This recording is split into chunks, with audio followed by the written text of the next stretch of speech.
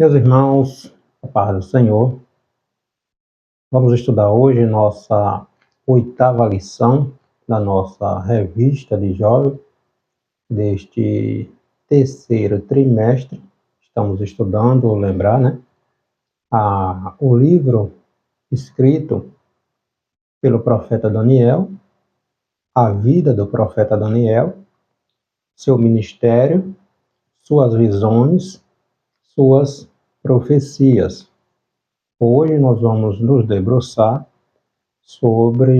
no capítulo 5, aqui do livro de Daniel, onde Belsazar, o rei Belsazar, ele faz um banquete e usa os utensílios do templo do Senhor, os garfos, os pratos, os talheres, os copos, as taças, que Nabucodonosor havia levado para a Babilônia na sua primeira invasão a Judá, e Belsazar achou por bem usar esses utensílios que eram consagrados a Deus no seu banquete, na sua festa pagã.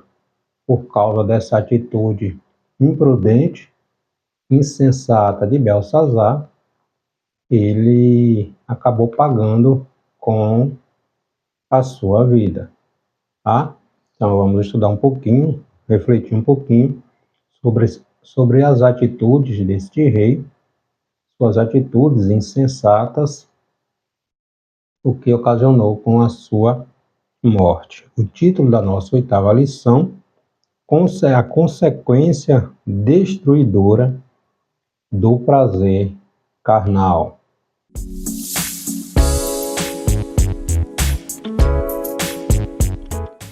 Nosso texto principal, nosso texto áureo, está no capítulo 5 do livro de Daniel, versículos do 26 ao 28. Resumidamente, está dizendo: Mené, contou Deus o teu reino e o acabou. Tekel, pesado foste na balança e foste achado em falta. Pérez, dividido foi o teu reino e deu-se aos medos e aos persas. O resumo da lição: o prazer carnal pode satisfazer momentaneamente, mas o seu fim é a destruição. Os objetivos da nossa lição, os 3 tópicos da nossa lição: compreender como se deu o banquete de Belsazar e o símbolo do hedonismo, apresentar o relato do enigma na parede da mão, o dedo de Deus escrevendo na parede o seu significado, e também aprender a respeito do cumprimento da sentença divina sobre o rei Belsazar. Tá? Então, na nossa lição passada, nós estudamos a respeito do sonho de Nabucodonosor, aquele segundo sonho onde ele vê, neste sonho, aquela árvore frondosa, grandiosíssima, que chega aos céus, árvore verde, onde os animais se abrigavam na sua sombra, as aves do céu faziam seus ninhos, se abrigavam também nesta árvore, simbolizando o próprio Nabucodonosor.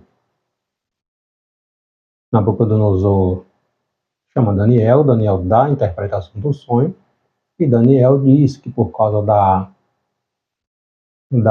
do orgulho, da prepotência, da vaidade do rei Nabucodonosor, ele iria passar um período ali de 7 tempos ou 7 anos, vivendo como um animal entre os animais no campo, por causa da vaidade, do orgulho de Nabucodonosor. Então Deus abateu aquele rei, até que ele reconheceu que Deus é sempiterno, que Deus tem o controle de todas as coisas. No capítulo 5, aqui do livro de Daniel, Nabucodonosor, ele já faleceu, ele já morreu, e agora o reino está sobre a regência do seu genro Nabonido e também do seu neto Belsazar, tá? Então, após a morte de Nabucodonosor, a gente está ali no capítulo 4, seu filho Evil-Merodach começa a reinar, tá? Jeremias está falando isso lá no capítulo 52, versículos 31 a seguir, né? Evil-Merodach, filho de Nabucodonosor, começa a reinar com a morte do pai.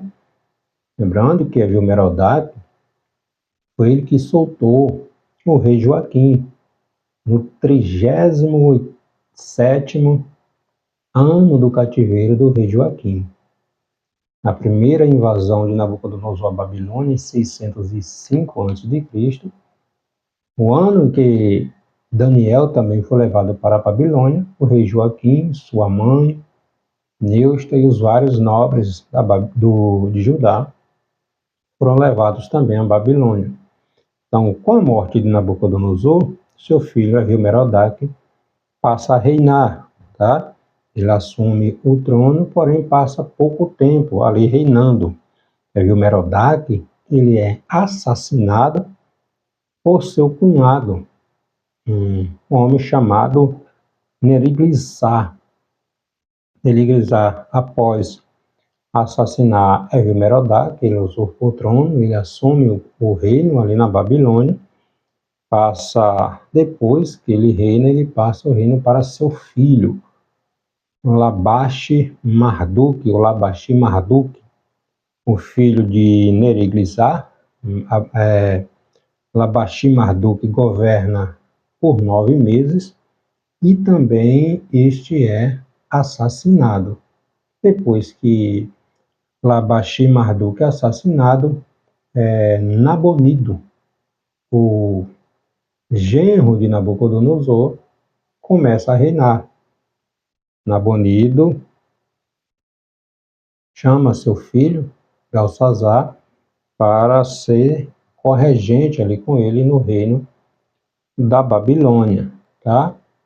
Quando Belsazar faz esse banquete aqui para 1000 dos seus nobres, seu pai, Nabonido, havia feito uma viagem, né, para a Arábia, uma viagem ali onde ele estava se envolvendo ali com arqueologia ali na Arábia.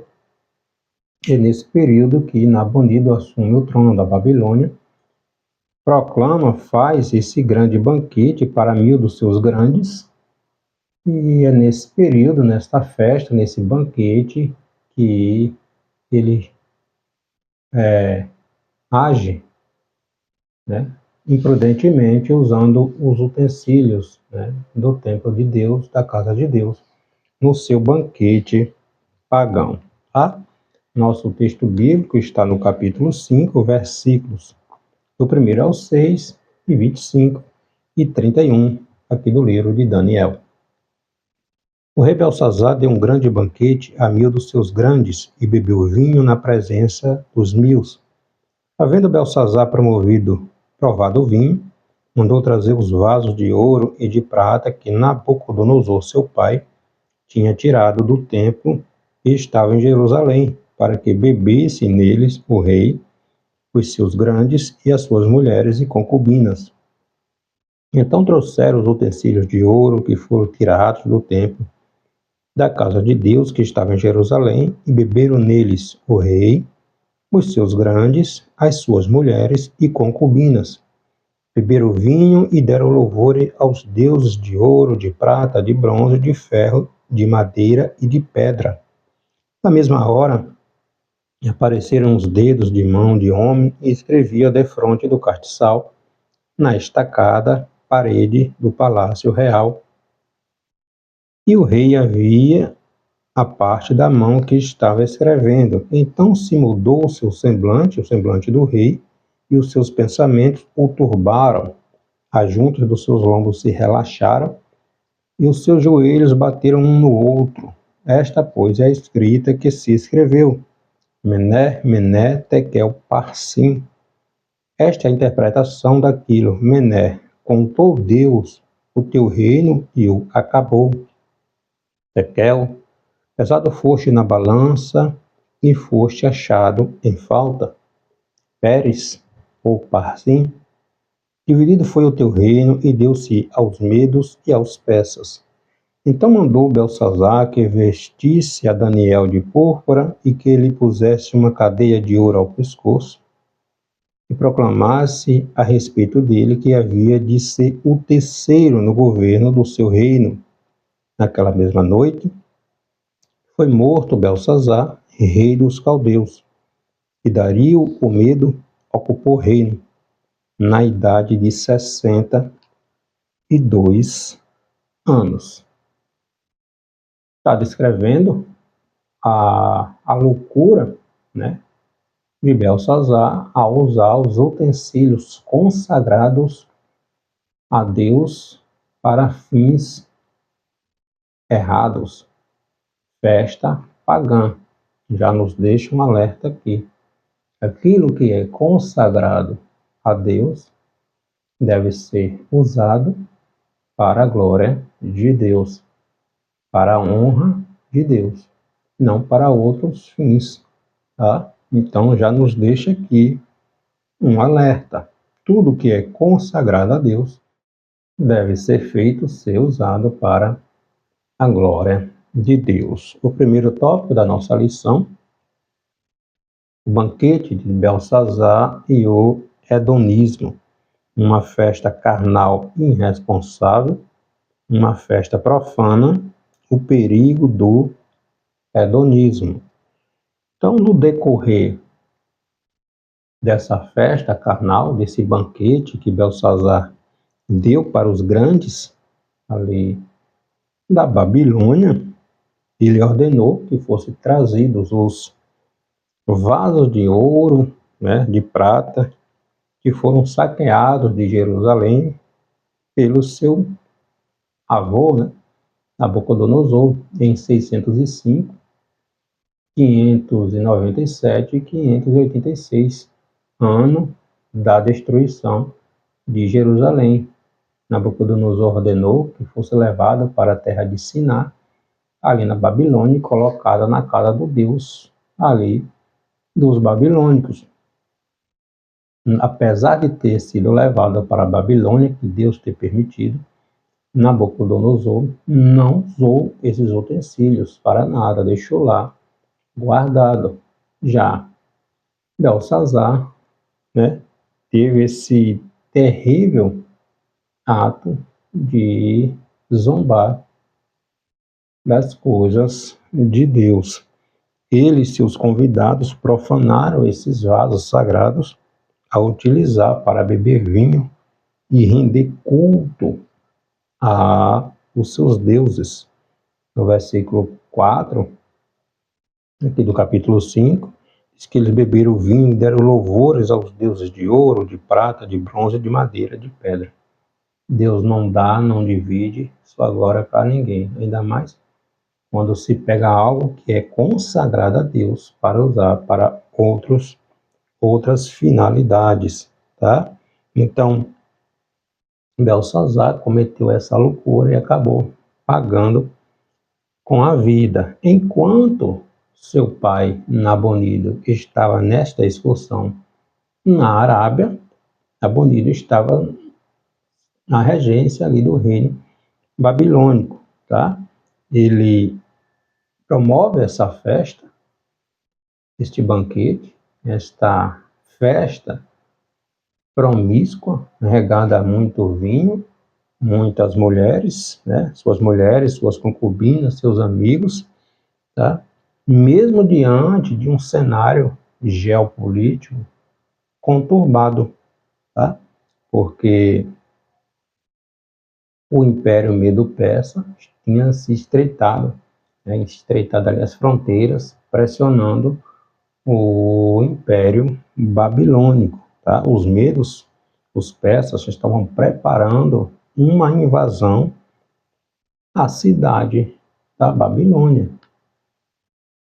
Entretanto, Belsazar promove um banquete, uma festa regada a tudo aquilo que agrada, satisfaz o prazer, o hedonismo, o prazer carnal, tá? Mesmo diante da iminência de uma invasão do inimigo. Então ele deixou se levar pelos seus desejos desenfreados, como o apóstolo João vai dizer lá na sua primeira epístola, né? As concupiscências, os desejos desenfreados da carne, tá? E acabou pagando muito caro pela sua imprudência. Mesmo tendo crescido, vivido no palácio, conhecendo toda a história, todo o contexto envolvendo o seu avô Nabucodonosor, tá? Belsazar tinha consciência de tudo que acontecia no palácio. Ele era treinado, vivia para que um dia viesse a governar. Então ele tinha ciência da experiência que seu avô Nabucodonosor passou, registrada no capítulo 4, onde o próprio Nabucodonosor, né, ele escreve um edito para que se circulasse, né, pela Babilônia a respeito da grandiosidade do Deus de Israel, quando humilhou o próprio Nabucodonosor e ele foi pastar com os animais. Tá? Ainda assim, Daniel, no capítulo 5, versículo 22, o próprio Daniel diz a Belsazar, tá? A respeito do que ocorreu com o seu avô, com Nabucodonosor, por causa do orgulho, da vaidade de Nabucodonosor. Ainda assim, Belsazar resolveu deliberadamente ali cometer esse ato, esse sacrilégio, demonstrando falta de reverência e respeito ao Deus único, às leis divinas, ao profanar os utensílios consagrados a Deus. E pagou um grande preço. Deus não se deixa escarnecer. A lei da semeadura, ela não falha. Em Gálatas capítulo 6, versículo 7. Ninguém, absolutamente ninguém, zomba de Deus e fica impune. Tá? Então o banquete extravagante de Belsazar simbolizava a busca, né, pela satisfação, pelo prazer carnal e sua indiferença espiritual. Simboliza essa cultura hedonista que vivemos hoje. A busca pelo prazer, pela satisfação instantânea, sem levar em consequência os resultados a outra pessoa, se estou machucando o outro ou não. Quero me satisfazer. É isso que essa cultura hoje prega, né? Aplaude, incentiva a busca da satisfação, do prazer, do hedonismo, né? Em quaisquer circunstâncias, sem levar em consideração os resultados, tá? Então, o hedonismo é uma forma de viver que coloca o prazer carnal como um objetivo principal da vida, defende que a coisa mais importante na vida é a conquista do prazer e a fuga do sofrimento. Então, a primeira pergunta que se faz é: vai me trazer satisfação? Vai me agradar? Vai satisfazer meus desejos? Não leva em consideração se é certo ou se é errado.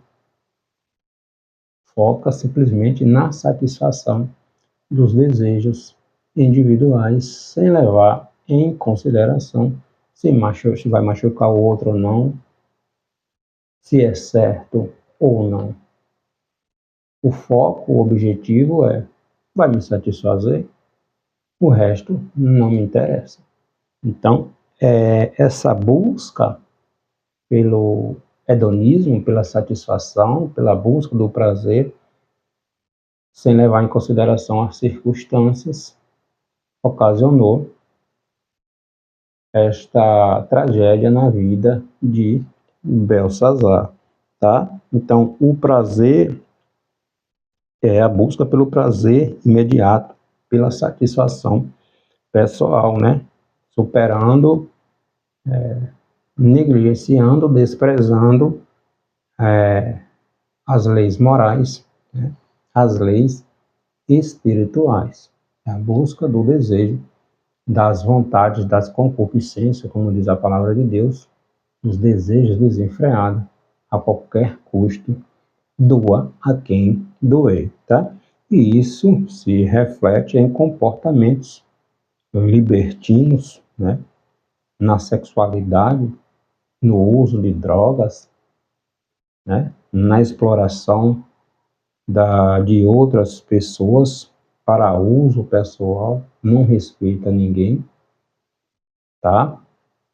É a exploração de outros para uso pessoal e uma mentalidade de gratificação instantânea.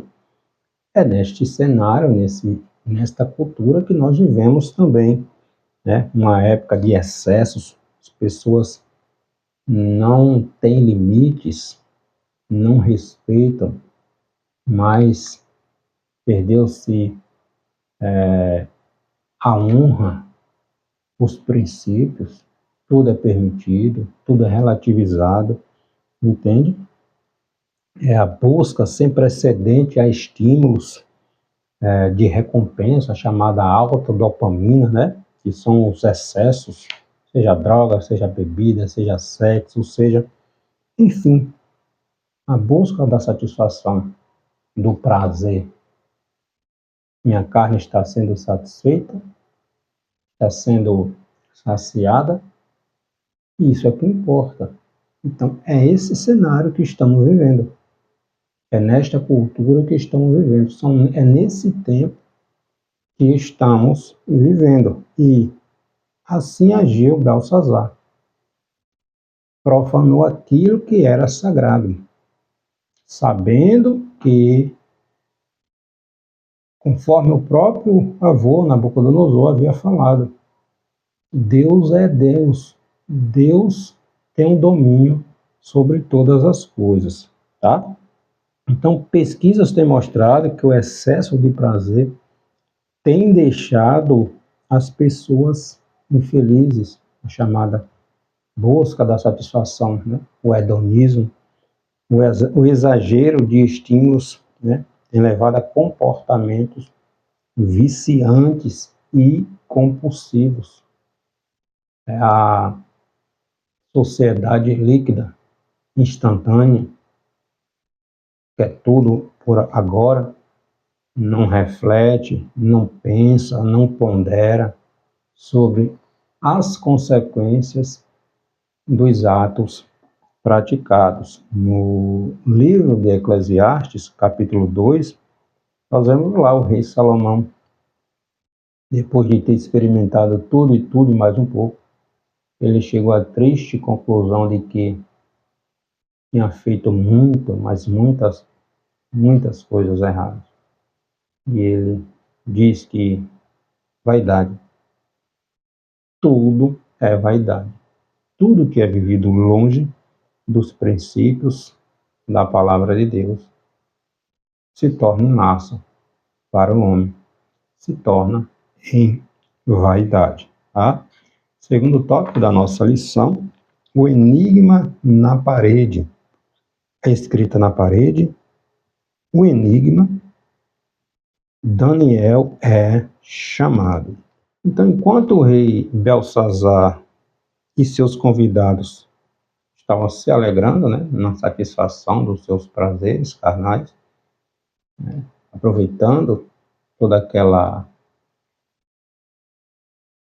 orgia, toda aquela festa promíscua, aparece uns dedos escrevendo na parede.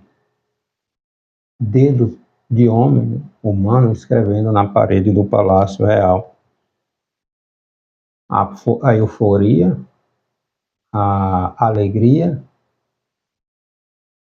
deu lugar ao pânico, deu lugar ao silêncio, ao pavor, não só ao rei, mas a todos que estavam ali que viram, tá?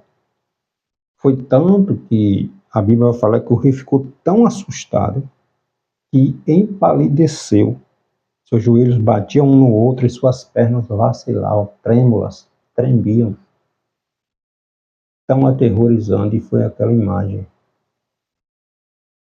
Acabou-se a festa. Chegou a hora de prestar contas. E agora?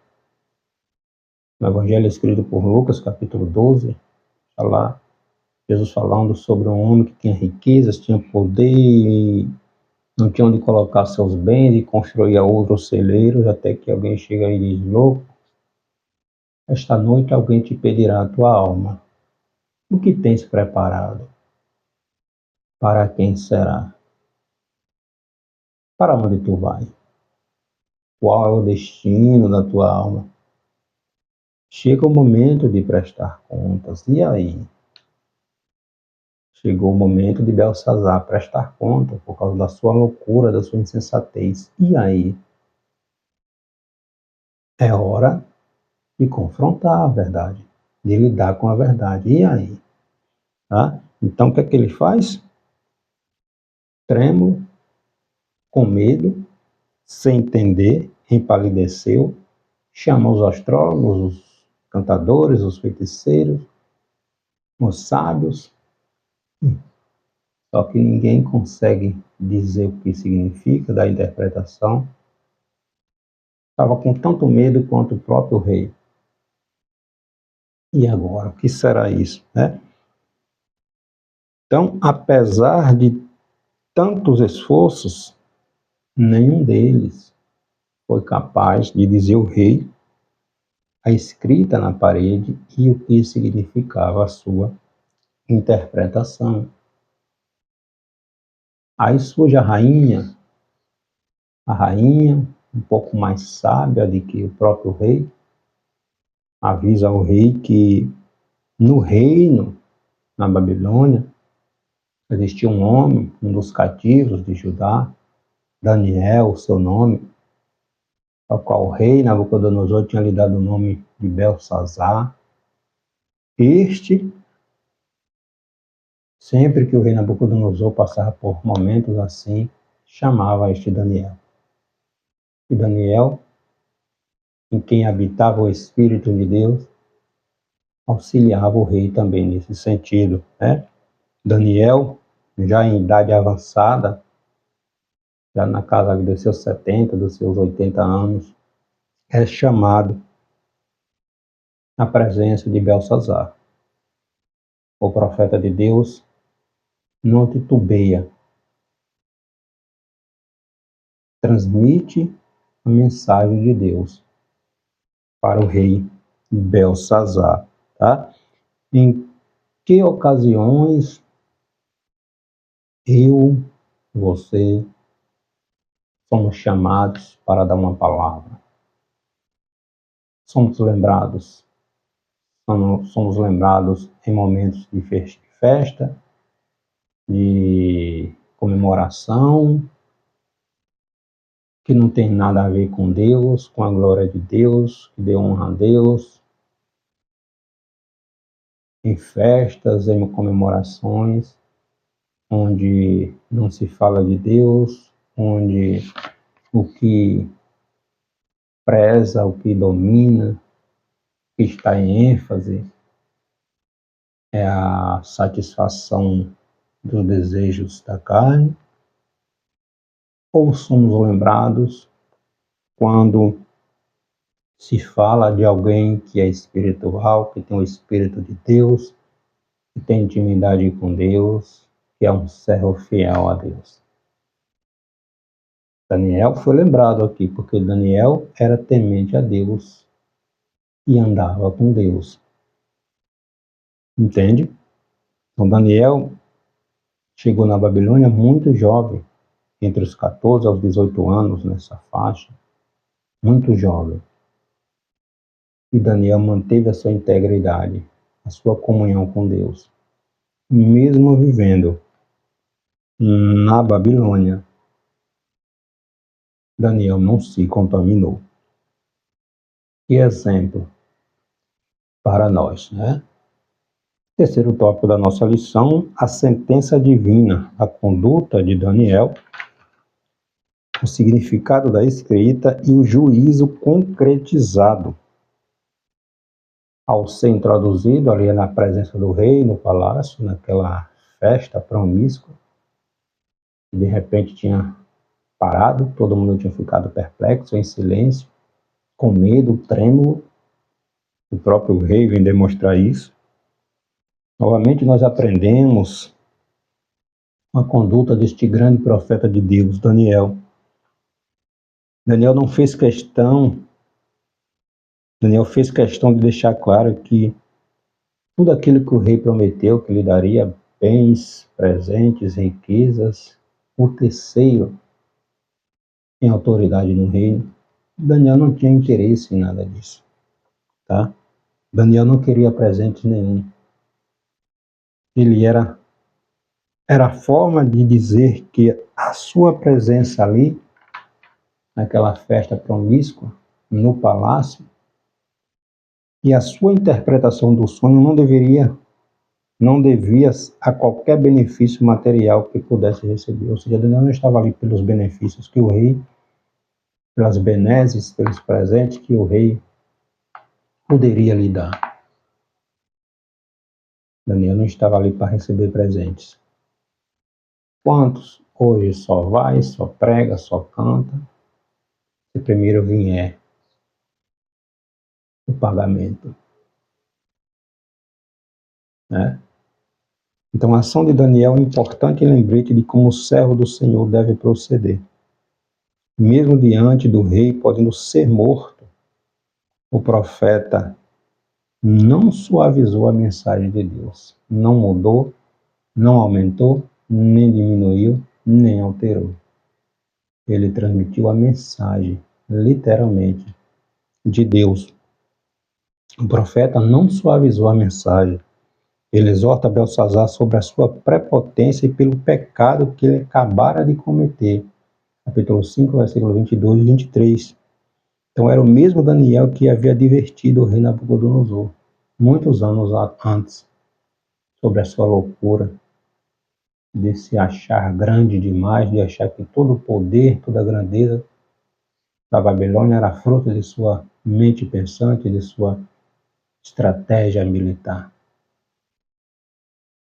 Deus vai dizer através de Jeremias que Nabucodonosor era servo dele, ou seja, Deus estava usando Nabucodonosor para trazer correção àquelas nações que zombavam de Deus, tá? E o significado da escrita? Daniel fez saber o teor da escrita na parede e deu a sua interpretação. Mené, mené, tekel parsim, ou seja, mené, mené significa contado foi teu reino. Contado foi o teu reino. Foi colocado na balança o teu reino, ó. Deus pesou. Deus pesou. E o problema é que foi achado em falta. Tekel, Deus pesou. Contado foi o teu reino, foi pesado e foi achado em falta. Foi achado em falta, tá? A última palavra, prazim, parsim, que significa dividido. Daniel vai usar a palavra aqui, peres, né? Tem o mesmo sentido de parsim. Então, era um veredicto claro que o juízo de Deus havia chegado sobre Belsazar e sobre a Babilônia. Contado foi o teu reino. Foi pesado, foi colocado na balança. Sabe o que aconteceu? Foi achado em falta. Não está de acordo. E foi passado a outro. Foi dividido. Foi passado a outro. Tá? Naquela mesma noite, cumpriu-se o resultado da interpretação do sonho. ou da visão, da imagem do dedo escrevendo na parede, né? Dario, o medo, entrou na Babilônia, foi até o palácio e matou Belsazar. E tomou o reino babilônico. Naquele dia fatídico, o reino da Babilônia deixou de existir. O reino Medo-Persa, sobre a regência ali de Ciro e Dario, subiu ao poder. E o reino babilônico chegou ao seu fim.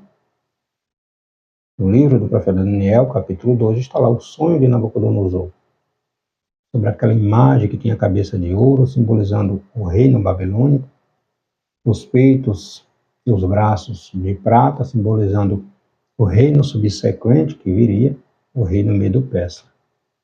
O dia da ascensão do reino Medo-Persa, de chegar ao poder,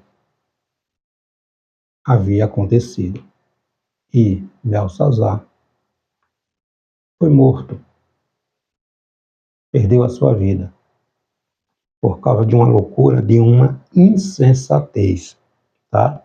Gálatas capítulo 5, versículo 22, falando sobre o fruto do Espírito, está lá o domínio próprio, o autocontrole, a importância de vivermos de acordo com esses princípios, para que evitemos a destruição espiritual das nossas vidas. Belsazar perdeu a vida. A Babilônia foi derrotada. Mas a palavra de Deus, ela se cumpre. E Deus não falha. E a sua palavra não falha. Deus abençoe.